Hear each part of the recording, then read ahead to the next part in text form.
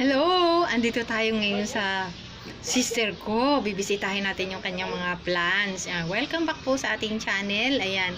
So, pupunta tayo dito sa kanyang mga plants kasi meron din po siyang mga collection na iba-ibang house plant. So, titingnan natin guys yung kanyang mga collection. Ayan. Dito. Ayan, kasi bumisita po tayo para masilip natin yung kanyang mga inaalagaan dito. So, marami din po siyang mga collection dito na mga karamihan po ay houseplant. So, ito, tingnan niyo po dito. Ang laki na po nito, oh. Meron ako nito, ang payat. Ayan, oh. Grabe. Ito kasi pinagbuhol niya. Maganda kasi yung puno niya yan nakabuhol, oh. Yung dalawa, tsaka kinat niya. Ayan, tapos ito po, medyo malaki na siya kasi dalawang puno siya na mataba o tatlong puno. Tatlo pala siyang puno na pinutol niya kaya maganda po ang dating ng kanyang puno. Ayan, ang taba niya, oh. Tapos meron din siya dito ng kaparehas kami dahil parehas naman po yung binili namin noon sa Laguna. Ayan. Kaya lang yung sa akin ganito po ay hindi ko pa nariripat. Hanggang ngayon ay nandun pa rin sa polybag. So, meron yung ito, itinanim lang niya itong cuttings ng bougainvillea. Wala rin po itong tigil sa pagbulaklak. So ngayon nga po, ikukunti lang yung bulaklak niya. Minsan nung pumunta ako dito, sobrang daming flowers niya. Kaya ang gandang tingnan. So ngayon ay kukunti na lang po. Tapos ito, ang ganda nung kanyang, ano ba ito? Ayan. Houseplant din. Ang dami pong mga babies na mga tumubo dito. Bibigyan daw po niya ako ng isang puno nito. Ayan, magkakaroon na naman tayo ng house plant. Ayan, oh. Ito, tapos sabi niya, ito raw yung ibibigay niya sa akin. Kasi ito po, tingnan nyo, ang dami pong babies na sa paligid niya. At saka malaki na rin po yung puno niya. Tapos ito daw guys, ang ibibigay niya sa akin, oh. Tingnan nyo, laki. Ang laki na ibibigay niya sa akin. Tapos, meron na po siyang flowers. Ito, oh. Magiging flower niya, ayan. Hindi pa lang bumubukas. Ayun, oh. Sabi niya, marami daw itong magiging bulaklak kasi marami sila dyan sa magkakatabi. Tapos, nagkaroon na rin kasi siya ng dalawang babies. Ayun, oh. Tsaka ito. Kaya ibibigay na lang niya to sa akin na malaking ito. So, magkakaroon na naman tayo ng collection na house plant. Tapos, meron din siyang ibibigay sa akin ganito. Kasi wala pa rin ako nito, eh. Ang nandun lang sa akin yung merong red or pink. Yan. So, bibigyan din na niya ako nito. Ipinagtanim niya ako sa isang pot. Kasi ito, tingnan nyo, malaki din yung pot niya. Tapos, tatlong puno yung nandito. Marami rin siyang puno. Ayan, o. Yan. Kasi, wala po tayo masyadong koleksyon ng houseplant dahil, yun nga po, nahihirapan po akong mag-alaga ng mga houseplant kasi, araw-araw kasi kailangan nating diligan. Ang cactus and succulent kasi hindi ako masyadong hirap dahil minsan lang po silang diligan. Ito kasi yung mga houseplant ay alagain. Pero, alam ko, dumadami na rin po yung aking mga houseplant na collection. Ayan. So, nadadagdagan dahil maraming nagbibigay sa akin. Ayan, oh. Ito naman yung ganito ko po namatay yung sa kanya buhay. Tapos ito yung binigay ko sa kanya noon na baby pa lang. So, ngayon ay maliit. Baby pa lang po nung binigay ko sa kanya. Maliit lang talaga siya. Ngayon po ay malaki na. Ang taas na niya. Ayan, oh. Maganda. Oh.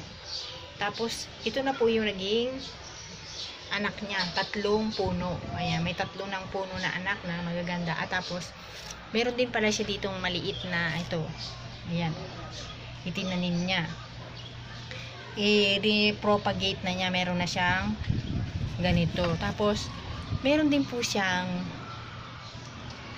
succulent na bread herbs at saka ano to, jelly banana. So, andito yan. Sabi ko, iligay niya sa initan kasi ang legi-legi na niya. Ito po, oh. Ayan, nabili daw niya to doon sa, sa may palengke. Ayan. So, ito pa. Ayan, oh. Legi na rin kasi nandito siya sa ilalim ng mga halaman. Sabi ko sa kanya, ilabas niya at kailangang mainitan para gumanda yung, niya, yung katawan niya, hindi maging leggy. Ayan, oh. So, nandito lang kasi siya sa, dito lang siya nakalagay, nakatago siya dito sa mga ano niya, collection niya. Kaya dito ko pinalalagay para siya mainitan mamaya. Kasi hindi pa naman, umiinit dito sa parting ito ngayon. Dahil yung init ay nandun pa sa kabila. So, pag pumihit yung araw, ayan, magkakaroon na siya ng araw dito. Tapos yung kalamansi niya, ay, nakakatuwa naman kasi ang dami na pong bunga.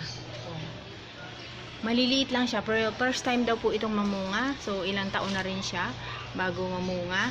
Ayan, yung sa akin kasi, wala pang bunga dahil bago ko pa lang naman siyang binili. Dahil yung sa akin po na namatay dahil nga po sa tinataihan ng pusa o iniihian. Kaya namatay. So ito yung kanyang kalamansi na marami pong mga babies na tumutubo. O maraming mga mga bunga na tumutubo. Ayan, nakapagparami na rin siya ng kalamansi. Ayan. Tapos meron din siyang lemon dito na 2 puno. Ayan o. Ayan. So, yung kanyang aloe vera, nandyan, malaki na. Yung aking aloe vera kasi, galing sa kanya, na marami na rin ako aloe vera, na hindi ko pa rin naasikaso ngayon. Yung aking aloe vera kasi pumayat na sa ngayon, dahil hindi ko pa nga po naaayos asikaso. Tapos, ito din yung kanyang mga iba pang aloe vera. Ayan, dito, oh. Ayan. At, meron din siyang mga mayana na collection. At, dinalhan ko din siya ng iba-ibang klase ng mayana. Itinanim ko sa polybag na maliliit. So, ayan. Ito ang kanyang mayana na pinutol ko at itinusok ko dito yung kaputol para siya lumago. Ayan. So, ayan po yung kanyang, ito yung mga pinutol ko kanina na ilagay natin dyan para dumami. Tapos ito mga pinutulan na rin niya ito. Itong mga ito. Oh. Naiinitan po yata dito sa bandang hapon. Ayan. Diba? Maganda rin yung mga koleksyon niya ditong mayana. Ayan. So, dito po tayo sa sa terrace, itong kanyang mga plants. So, doon sa kabilang terrace, meron pa po doon. Titingnan natin din yung mga koleksyon niya na magaganda rin yung mga koleksyon niya po doon. Ayan. So, andito na tayo guys sa isang terrace. Dito tayo. Andito naman yung mga koleksyon niya iba. Ayan. Ito yung old. Anong pangalan nito? Mayroon ako din itong ganito, binigyan niya ako. Ang dami. Yung violet. Ayan, parang all day violet din po yata ito. O purple, Hindi ko alam, nakalimutan ko na yung pangalan yan, guys. Ayan. Tapos ito si aglo. Ayan, ganito yung ibibigay niya sa akin na aglo, oh. Nakatulad ng itinuro ko sa inyo kanina. Tapos, ayan, yung ganito ko kasi, meron din ako ganito pero maliit lang. Kasi kinain siya ng daga. Gustong kainin pala ng daga yung ganitong dahon. Kasi malambot. May 2 puno ako nito. Inubos kasi ng daga yung dahon. Kaya panibago pa lang siyang tumutubo sa ngayon. Kasi yung ganito ko rin ay maliit pa naman. Dahil pinaghiwa-hiwalay ko. Ayan. Tapos dito sang galing yung aking purple violet na butterfly. Ayan, oh. Ayan. Yung originally dito siya nanggaling sa puno na ito. Ayan, nabagsakan daw po kasi ito ng sapatos. Kaya ayan. Kaya ayan nangyari na nasira. Pero ito, may natira pa naman sa kanya. Ayan, muntik na. At saka ito rin po yung ibibigay niya sa aking aglo. Ang ganda, oh. Ang laki, oh. Ayan, kahit hindi po tayo masyadong nag-aalaga ng mga houseplant dahil po mga sa mahirap. Ayan, dahil maraming nagbibigay, kinukolek na rin po natin. Ayan, ito yung kanyang mga tawag dito, money plant na sinasabi nila. Ayan, malaki pa rin hanggang ngayon. Bamboo tree. Ayan, meron din siya ditong itong Vietnam rose. Binigay daw sa kanya to, iba-iba raw ang kulay niyan, pero sa ngayon wala pa naman siyang bulaklak. Tapos yung kanyang bird's nest na na maganda, ayan, oh. Yung ganito ko kasi ang liit lang, hindi siya gumaganda ng ganito kaganda. Nalulunod yung ganito ko kasi sobrang liit. Ayan. Tapos ito na parami na niya, 2 na. Parang ito yung binigay ko sa noon. Oh, yun nga. Ito nga yung binigay ko sa kanya noon nung maliit lang nung binigay ko sa kanya yan. Ngayon napalaki na niya. Ang ganda, oh. Kasi lumalaki din po pala yan. Ang tawag, 'di ba ito yung dwarf? Dwarf na snake plant yan, oh. Pero ang laki na niya po. Halos isang dangkal na yung laki. Kasi yung sa akin, gaganyan lang talaga siya kaliit. Maliit lang talaga. Ayan. Tapos tingnan po ninyo yung kanyang cactus. Ang gaganda ng cactus niya dahil ang lalaki po ng kanyang cactus. Ayan. At saka napakarami pong babies. Ayan. Ang dami oh. So, talo na yung cactus ni Adelina. Kasi ang gaganda ng cactus niya dahil sobrang lalaki na po. Tapos, ang dami pang mga babies. Yan o. Yung kanya pong ibang cactus ay natunaw daw kasi nung umulan, natapat siya sa ano, sa yung malaki yung bagsak ng ano, napunta sa alulod. Yan, natapat sa alulod. Kaya yun, natunaw daw. Ang ganda pa naman ng mga magaganda yung bulaklak. Tingnan nyo po, ang ganda ng cactus niya kasi sobrang lalaki na po at saka ang dami na pong babies. Ayan. So, tingnan nyo. Napalaki na niya ng ganyan yung kanyang mga cactus. Oh. Ayan po. Kasi nakatanim din siya sa malaking pot.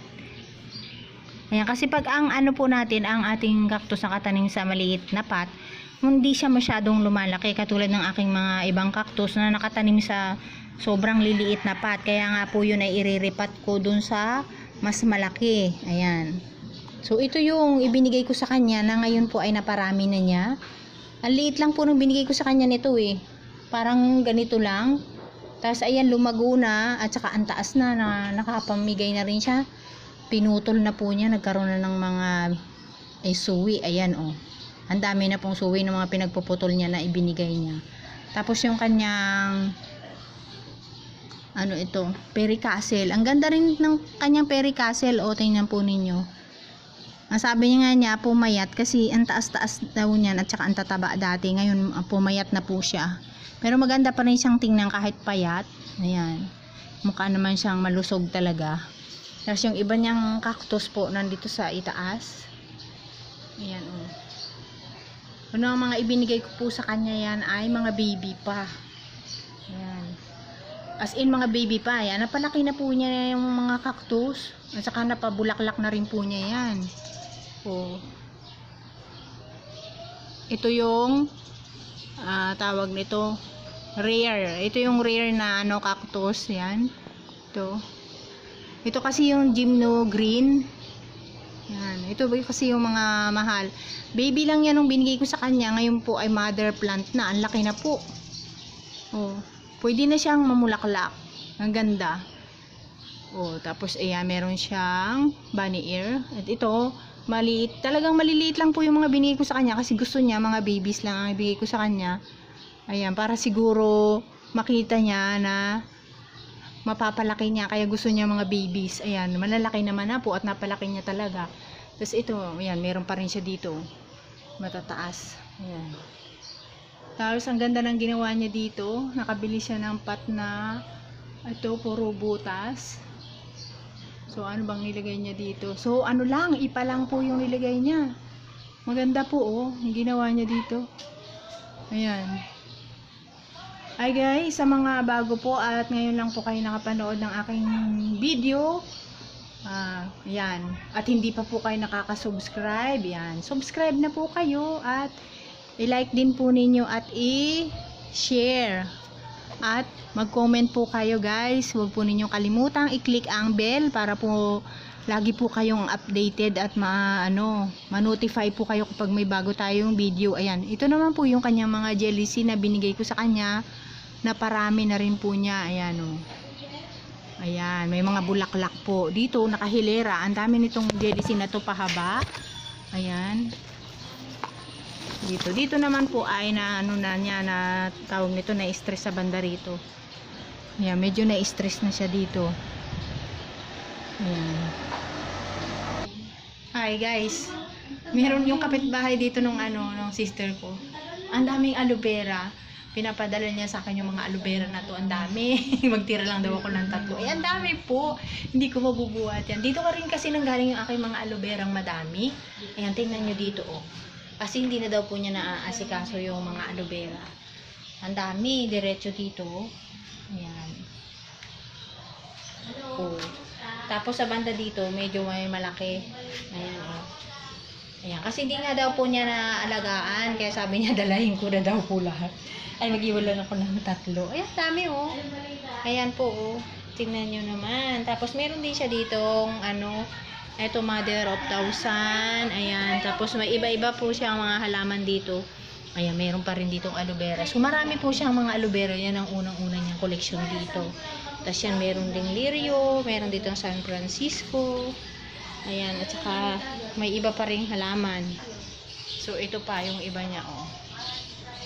Ayan. San Francisco. Meron din siya ditong purple butterfly. At saka ito, ang ganda, oh. Yung ganito ko po kasi maliit lang. Ito, ganda, ang laki, oh.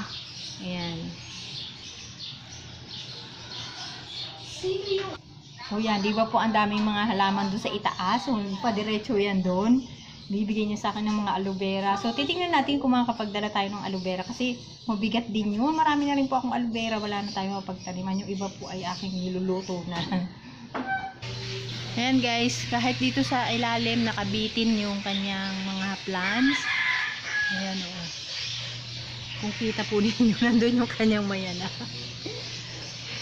Ayan, kung saan-saan lang po binibitin yung mga halaman. Ayan, kasi gano'n naman tayo, basta may halaman kung saan-saan ilagay. Napakaganda ng mga halaman. Ito yung kanyang ganda ng kanyang welcome plant. Yung ganito ko ay maliit din kasi nga, nasa maliit ding pot, hindi ko na itatanim sa magandang pot. O siguro kung mailagay natin sa malaking pot, mas lalaki din siya. Ito ganda, oh. Ayan. So, yun na lang po muna ang aking may isi-share sa ngayon. At meron po tayong IG, adelosegro@gmail.com. Baka hindi pa po kayo nakaka-follow, paki-follow naman po. At sa ating yung FB page. So, mayroon po tayong FB page. Like din po kung hindi pa po kayo nakaka-like. Ayan, at sa ating channel, subscribe na po kayo. At huwag ninyong kalimutang i-click ang bell para po ma-notify po kayo kapag may bago tayong video. Ayan, maraming pong salamat. Bye-bye!